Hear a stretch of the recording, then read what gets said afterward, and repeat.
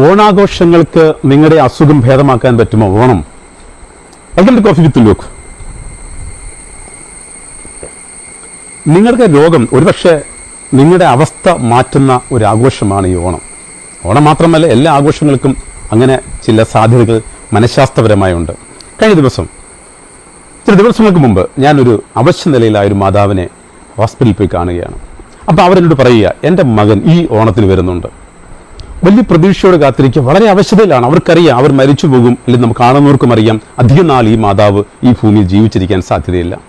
എന്നാൽ ഈ മാതാവിൻ്റെ ആയുസ്സിനെ നീട്ടുന്നത് തൻ്റെ മകൻ ഈ ഓണത്തിന് വരും എന്നുള്ള പ്രതീക്ഷ, തൻ്റെ മകനെ കാണാമെന്നുള്ള വലിയ പ്രതീക്ഷയാണ് ഈ അമ്മയെ ഭരിക്കുന്നത്. നമുക്കറിയാം അടുത്ത സമയത്ത് വയനാട് നമ്മുടെ മനസ്സിൽ ഇപ്പോഴും നൊമ്പരമായി നിൽക്കുകയാണ്. വല്ലാത്ത നൊമ്പരമാണ്. എന്താണ് നൊമ്പരം? ഒറ്റ രാത്രി കൊണ്ട് എല്ലാ പ്രതീക്ഷകളും തച്ചു തകർക്കപ്പെട്ട, അല്ലേ? പുതിയ വീട് വെച്ച് മാറാൻ ആഗ്രഹിച്ചവർ, മക്കളുടെ വിവാഹം നടത്താൻ വേണ്ടി ആഗ്രഹിച്ചവർ, അല്ലെങ്കിൽ വിദേശത്ത് നിന്ന് കുട്ടികൾ വരുമെന്നും, അല്ലെങ്കിൽ അച്ഛൻ വരുമെന്നും, അമ്മ വരുമെന്നും, സഹോദരങ്ങൾ വരുമെന്നും ഒക്കെ കാത്തിരുന്ന ഒരു വലിയ കൂട്ടം ആളുകൾ ഇന്ന് ഈ ഓണത്തിന് ഭൂമിയിലില്ല.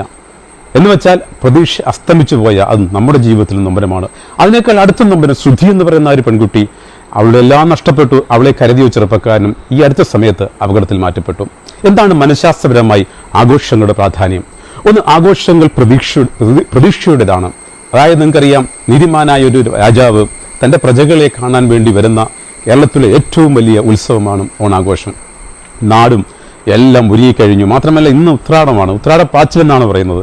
ഇപ്പോൾ റോഡിലൊന്നും ഇറങ്ങാൻ പറ്റാത്തൊരു സാഹചര്യം. അത്രമാത്രം വാഹനങ്ങളുടെ ആ ഒരു ബാഹുല്യം കൊണ്ട് ഒരു രക്ഷയുമില്ല. എല്ലാ വ്യാപാരികളും എല്ലാ തരത്തിലും ഇന്ന് കച്ചവടമൊക്കെ വല്ലാത്ത തരത്തിലേക്ക് പോവുകയാണ്. എന്താണ്? നമ്മുടെ മനസ്സിനെ, നമ്മുടെ ആയുസ്സിനെ നീട്ടുന്നതാണോ ഈ ആഘോഷങ്ങൾ? അത് പെരുന്നാളാകട്ടെ, ക്രിസ്മസ് ആകട്ടെ, ഓണമാകട്ടെ, എന്തുമാകട്ടെ. പക്ഷേ ഈ ആഘോഷവേളകളിൽ നാം ചേരുന്നത് ഒരു ഫെലോഷിപ്പാണ്. നാം ഇഷ്ടപ്പെടുന്ന, നാം കരുതുന്നവരെ ആളുകളെ എന്ത് ചെയ്യുക? നമ്മൾ അവരോട് ഒരുമിച്ച് ചേർന്നുള്ള ഫെലോഷിപ്പ്, അത് ചിലരുടെ ജീവിതത്തിൽ അവരുടെ മനസ്സിനെ വല്ലാത്ത തരത്തിൽ ചലിപ്പിക്കും.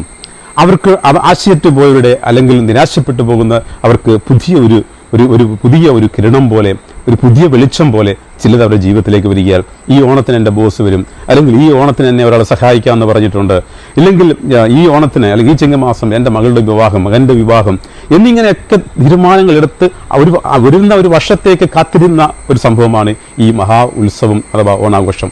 അപ്പം അതുകൊണ്ട് ആഘോഷങ്ങളൊന്നും ഒഴിവായി നിൽക്കുകയല്ല. ആഘോഷങ്ങൾ നിങ്ങളുടെ ജീവിതത്തിലും നിങ്ങളുടെ കുടുംബത്തിലും അത് പുതിയ ഒരു വഴി തന്നെയാണ്. ഒരു പുതിയ തുറസായ, അല്ലെങ്കിൽ തുറന്ന ഒരു വലിയ നന്മയാണ് അത് തുറന്നു വരുന്നത്. എന്നാൽ ഈ മാതാവ് ഒരു വലിയ ദൃഷ്ടാന്തമാണ് നമ്മുടെ മുമ്പിൽ. പറയുകയാണ് പ്രതീക്ഷ.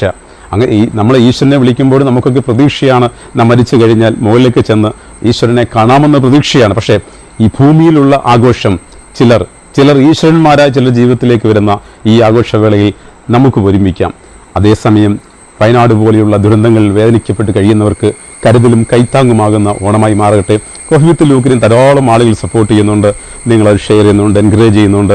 നിങ്ങൾക്കെല്ലാവർക്കും, നിങ്ങളുടെ കുടുംബത്തിനും, നിങ്ങളുടെ എല്ലാ സ്ഥാപനങ്ങൾക്കും എല്ലാവർക്കും ഹൃദയം നിറഞ്ഞ, ഹൃദയത്തിൻ്റെ ഭാഷയിൽ എല്ലാവർക്കും അനുഗ്രഹിക്കപ്പെട്ട സ്നേഹത്തിൻ്റെ, കരുതലിൻ്റെ വിശാല